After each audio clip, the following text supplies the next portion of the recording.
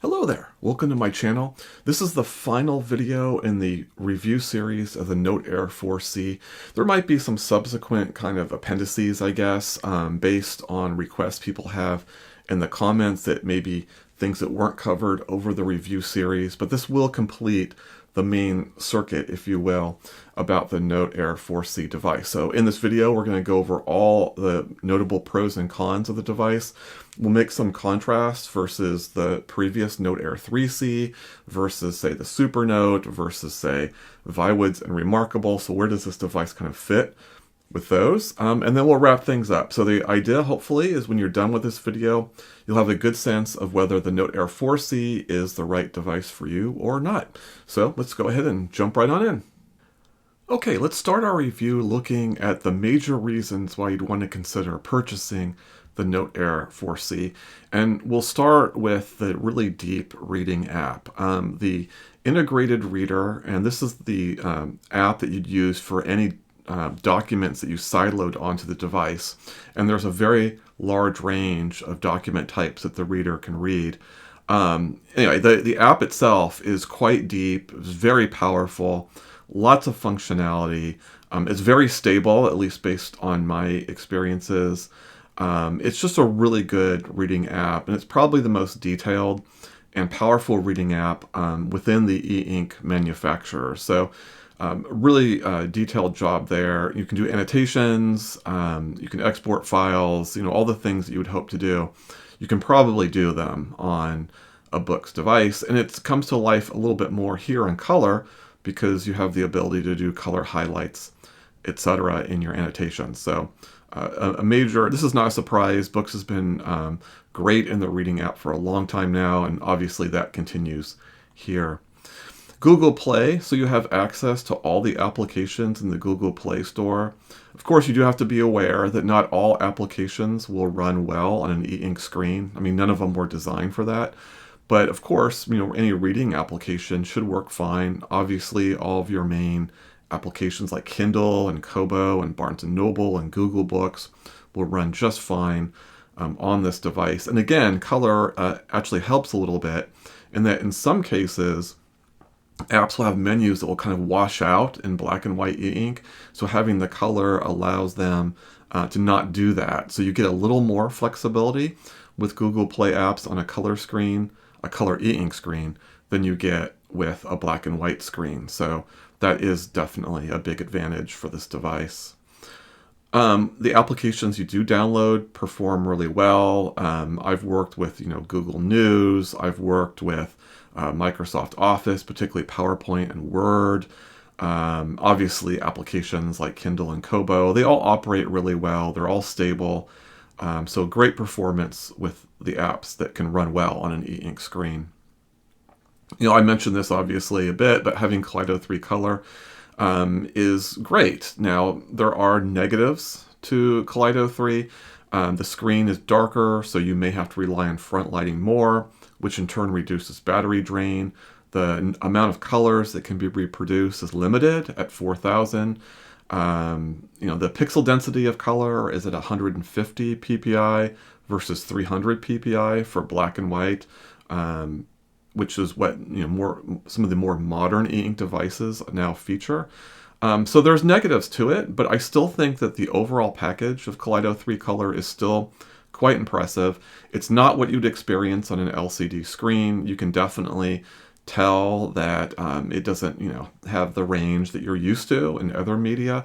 Also, the way that sometimes it represents colors isn't entirely accurate. But again, even with all those limitations, I still contend that having an e-ink screen with color is nice, and Kaleido 3 does a really good job. And it's particularly useful in any type of application with scrolling or movement. Kaleido 3 Color actually does fairly well in those instances, relative anyway to Gallery 3, which is the alternate e-ink color technology.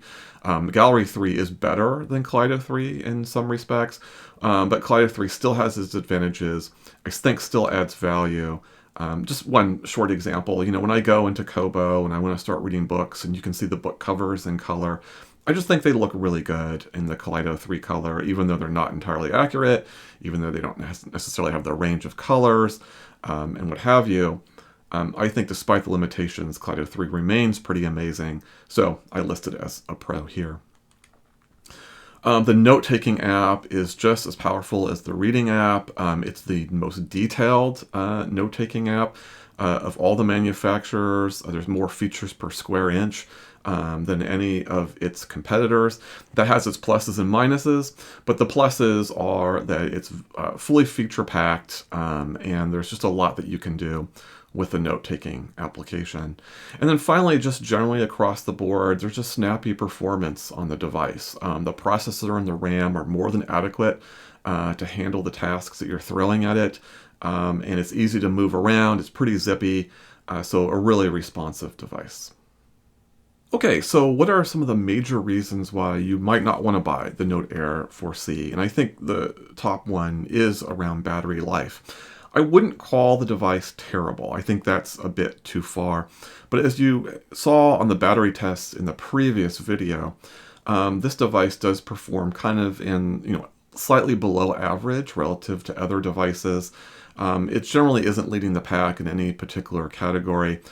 And then on top of that, because of the darker screen, if you do rely more on front lighting, then it's going to drain the battery even more. So if you factor those two things in, its general performance plus the fact that you might rely on front lighting more, that does mean you're going to be charging this device much more often than you would charge other e-ink devices. So that's definitely a consideration. Ghosting remains a major problem, and for those of you that don't know, ghosting is basically an after image. So if you move from one screen to another, you can see elements of the previous screen.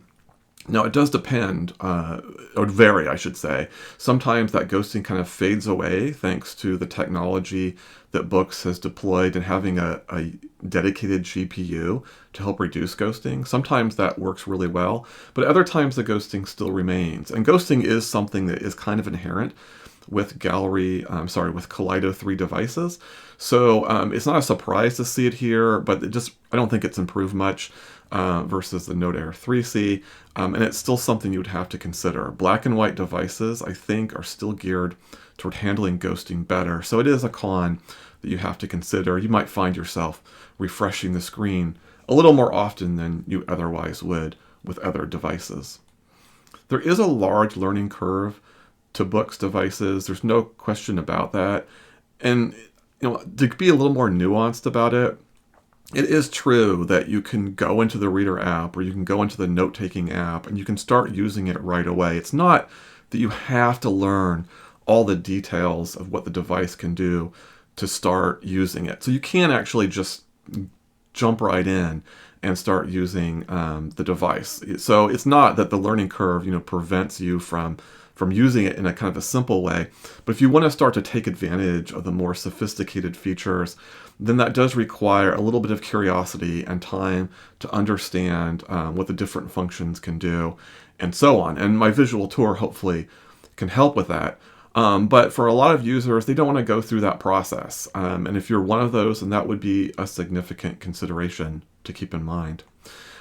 The last point I want to make in terms of cons, and I've mentioned this actually in the Go 10.3 video as well, and it was a bit controversial, but I'm going to stick with it. As much as I love the reading app, and I still contend, as I did in the pros, that it's one of the more sophisticated and excellent reading apps in terms of functionality, the UI of the application I find quite clunky. And I'll just give a couple examples of that.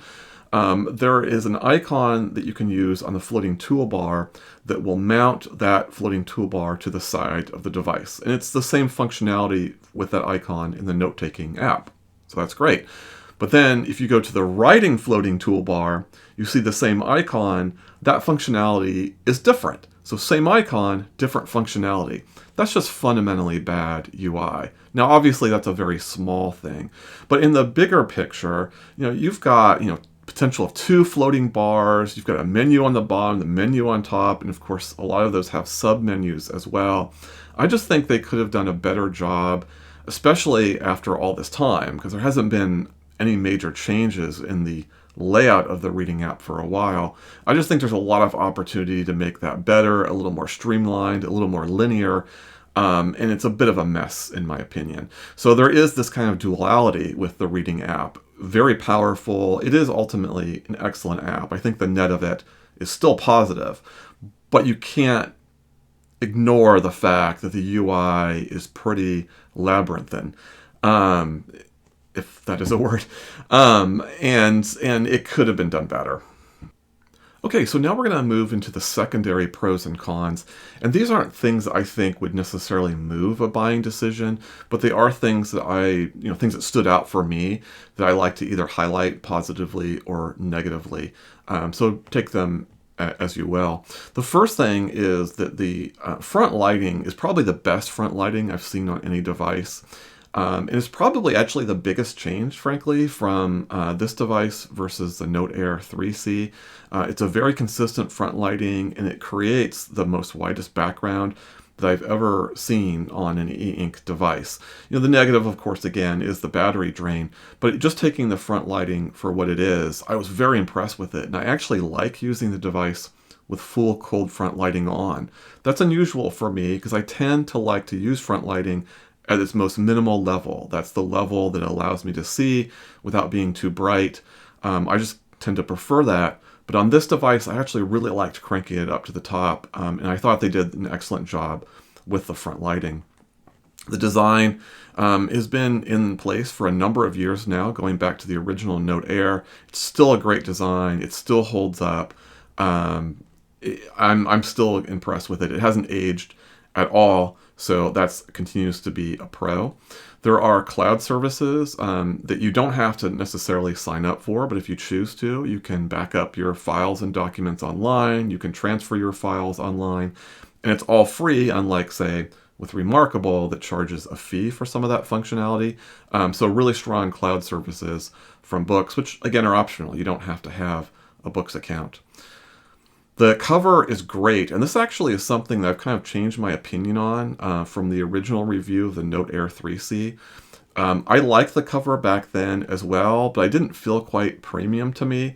But having used this origami cover for a year now, it's really held up. It's not it hasn't worn much at all, and I'm just continue to be impressed with it. So my opinion of the cover has actually increased given a year of experience with it. I just think it remains the best cover for a e-ink device that I've ever seen, and I just love the fact that you can stand it in portrait mode. So yeah, that continues to be great, and my opinion's only getting more positive about that. The stylus is good. I have a bit of more of a positive orientation toward the stylus than others. And it is somewhat limited in that there's no eraser feature and there's no buttons on it. So there are other styluses with more functionality. So I'm not saying it's the best stylus out there, but I still like the grooves on the stylus. I think it's easy to grip. It's a very comfortable stylus to hold, and it just gets the job done. So kudos for that. There's tremendous amount of customization options in these Books devices. Now, not everything is customizable, but certainly there's more customization than any other device manufacturer. And so that's nice. In the Notes app or in the Reading app, as an example, you have a lot of ability to basically decide what you want to show on the screen in terms of the UI and the menu bars. So just a lot of functionality there. The speakers are decent. I wouldn't say it's great. I don't want to oversell this, but for a device where I'm not really looking for it to have a great speaker, I think it holds its own. It gets the job done. The screen is scratchy, which I like. It has a film on it, and I do appreciate the sound that I get in writing on the device. It's pretty much the same as the Note Air 3C, and that's a good thing. And then finally, I'll just point out that their handwriting to text or OCR function is really solid. And this isn't just important for converting your handwriting to text, but if you're leaving your handwriting and you want to do a search, Books can do a background search on text, at least in the note-taking app. And it can find your handwriting, and it's not going to be perfect. It's not always going to translate perfectly, but I think it does a really good job of getting it right more often than it should, especially given my relatively poor writing. So some of the things that kind of bothered me, but they're not necessarily concerning in terms of purchasing the device. We'll start with the AI eraser. Last year they introduced this kind of strike through or strike eraser. And this is where you can kind of scribble on something and then your text or writing will disappear. And it's nice, but the problem with it is it does leave artifacts behind. And my hope was that they would kind of convert that to more of an area eraser 1 year later. And they haven't. So clearly they think the strike-through eraser is fine. I would have liked to have seen it evolve a bit. So I was a bit disappointed in that. You can delete with the lasso function, but it's kind of buried. So you have to circle an item, and then a menu comes up on top, and you have to click on a thing to drop down additional options, and then you can click on delete. I wish the delete was more available, so I wouldn't have to do that extra click. It's a small thing, but I found I use this feature a lot, actually. I use the lasso recognition under the AI tool, which is great. It's one of the best features of this device. But then to delete something, but then you have to go through that kind of menu. I just think that could have been done better. The device is heavier than indicated. If you go back to my very first video in the series, you'll recall that the device came in at 20 grams heavier, which is pretty significant. I don't know any other device manufacturer that posts a weight and see that type of a variant, so that's kind of disappointing to see it. It's not a huge deal. Again, it's nothing that would cause you not to purchase a device, but it's something worth noting. The note-taking UI is, I think, much better than the reading UI, but it still has opportunities to be done a little bit better. To give you an example, if you take, instead of having the device go up the side and across the top, you can just create a floating bar, which is great, but you do lose the name of your file. Other devices account for this by having like the name at the bottom that you can sometimes double tap away or double tap to come back. But in order to see the name of your file in Books, you have to re-expand the menu. And I just think they could have done a little bit better job at that. And then just like the Note Air 3C, if you grab the device from the wrong side, the side that the pen's on, even if you have the cover on, because of the curved edges of the device, the pen will shift over onto the device. And so you kind of have to learn not to hold it in that way. And other device manufacturers have kind of found out, don't really have this issue, I should say. So that remains kind of an annoying feature of this particular device. So now that we have the pros and cons kind of laid out, let's talk about how the Note Air 4C compares to other devices out there. And let's actually start with the Note Air 3C. Does the 4C significantly kind of improve on the Note Air 3C? No, not at all. In fact, this is really kind of the definition of what you might term an incremental upgrade. If you have the Note Air 3C, I honestly don't see any reason why you would be interested in going up to the Note Air 4C.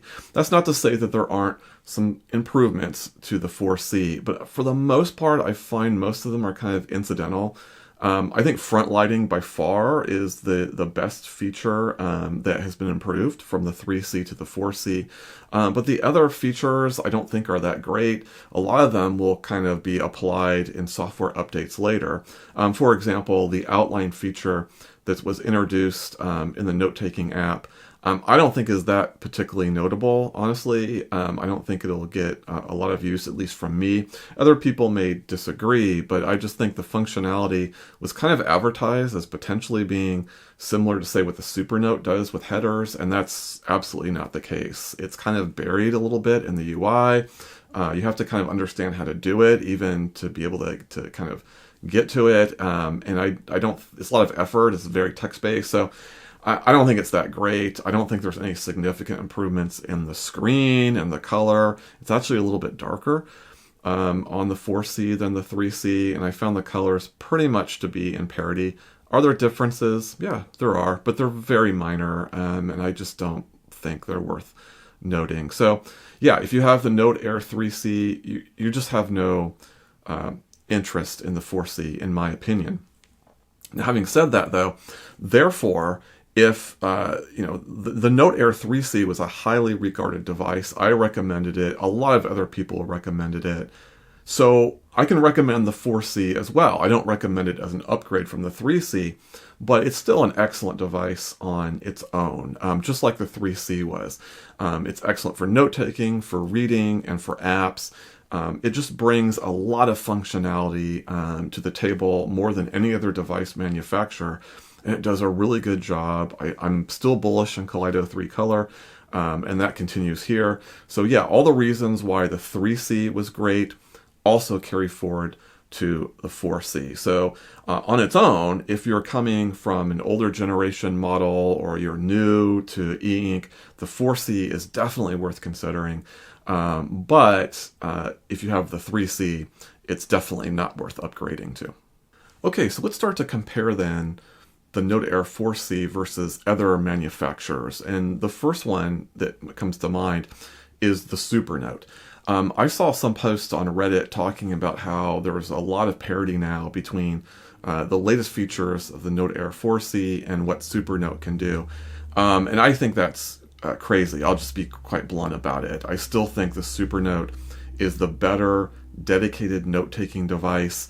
There's nothing remotely like headers on the Note Air 4C. There's nothing remotely like the two-finger erase. Strike-through erase comes close. It just isn't there. There's nothing remotely like the way that the Supernote is better with their file management. Yes, they both have a fundamental folder file management structure, but the Supernote does better in terms of easy moving between notes. They just do subtle things a little bit better in that regard. I could keep going, but basically the Supernote still, in my opinion, is the superior note-taking device. Now, I do want to be clear, especially for folks that aren't familiar with the Supernote or Books devices, that both are excellent note-taking devices. They just go about how they do things differently. And you have more features on a device like the Note Air 4C, so more functionality than a Supernote. But I think Supernote kind of curates their experiences better, is a little bit better with flow, and just has just the right tools that are excellent for note-taking. So between the two, if your focus was mostly on note-taking, I mean like 90% or more, then you would probably want to look closer at the Supernote. Now, we are all waiting for the A5X2 to be released, and who knows if it'll be this year or it'll go into 2025, so there is that factor. But if you're okay with waiting, I would probably recommend that. But if you want solid note-taking, but you're also interested in using it like for a reading device, for example, then I think that advantage then moves to the 4C. So it really depends on what your use case is. But they're both excellent devices. Just be clear about what you want. And if you're note-taking focused, go Supernote. And if you're broader, go Books, and you're going to be happy either way. Now, continuing with the comparison, some people may be considering this device versus, say, a Remarkable or a Viwoods device. And I'm going to do this exercise, and I'm not sure how well this will play out. So please put in the comments whether this resonates with you or not. But I want to share this particular image. And what you're looking at is you're looking basically at the keyboards for the Books Note Air 4C and for Viwoods. And just look at the keyboards themselves. And I think there's three kind of broad conclusions, I think that, or reactions, I should say, that people would have based on this image. So one potential reaction, for example, is to look at the keyboard that you see on the Books device and go, wow, look at all that functionality and all the detail there. And it has all the things that I want or I could get to if I needed to. And you really appreciate that level of detail. If that's you, then you're definitely in the Books or Supernote camp in terms of the type of e-ink device that might be good for you. But what if you have the polar opposite reaction to that? And that polar opposite reaction would be, that's too much stuff, it's too cluttered, just give me a basic keyboard, that's really all I want. Then you might be more in the Remarkable Viwoods category. Those devices you might find a little more pleasant to use because they're not as functional as the Books devices, but they're still excellent, and they have a much cleaner look to them because they're not as cluttered with all these different features. I'm actually kind of in the middle, which I think would be the third potential response, which is I'm not really super excited with the clutter, but I can look past it and continue to use the device. And in that case, what does that mean? Which camp would you fall in? And like me, I can actually fall into both. So you're a little bit more of unsure in that particular scenario if that applies to you. And then again, it comes down to the functionality and what you want the device to do. But if you definitely find yourself on one of the other two extremes, then that should, in theory, help you focus your attention on what device you want. Because if you really love that simplicity of the keyboard, then Books isn't for you. And if you really love that detail, then you're right where you want to be with a Books device. So ultimately, do I recommend the Note Air 4C? And I've kind of already said this, but the answer is yes. I think it's a fantastic device. The question really is, does the device match your individual preferences and the things that you want it to do? I think from a functionality perspective, the more things you're hoping the device can do, the more you're going to want a Books device. It's easily the most detailed and feature-packed of all the note-taking devices. So that's, for that scenario, I think it's pretty clear. If you focus more on, say, the note-taking experience, then you might shift more toward a Supernote.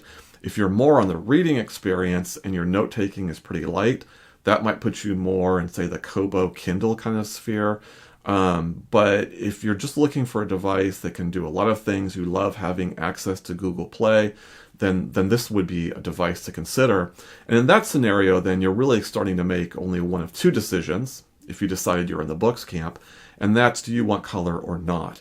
If you don't want color, you're probably taking a solid look at the Books Go 10.3, and if you like the idea of color and you don't mind the potential limitations there, first and foremost would be, of course, the battery drain, then you're looking at the 4C. So it just depends on what your preferences. And there is another advantage, of course, with the Go 10.3C in that it's a little bit cheaper as well. So that's another advantage. But you lose access to color. So it just depends on what you want. But overall, the Books Note Air 4C, although I am quite disappointed that we haven't seen more evolution in terms of its software, particularly in the reading application, it still remains a fantastic device. It's still timely. It's got great specs, still in an overall great price point. So yeah, I can recommend the Note Air 4C pretty wholeheartedly. Okay, so that does it for this series. Hopefully you have a good sense of what the Note Air 4C is and whether it's a good device for you. If you like the video series, please like and subscribe. If you have any questions, put them in the comments. I try to answer as much as I can. And if I don't have the answer, I'll try to forward you to a resource that hopefully will help. And otherwise, I hope to see you in future videos. All right, I'll see you next time.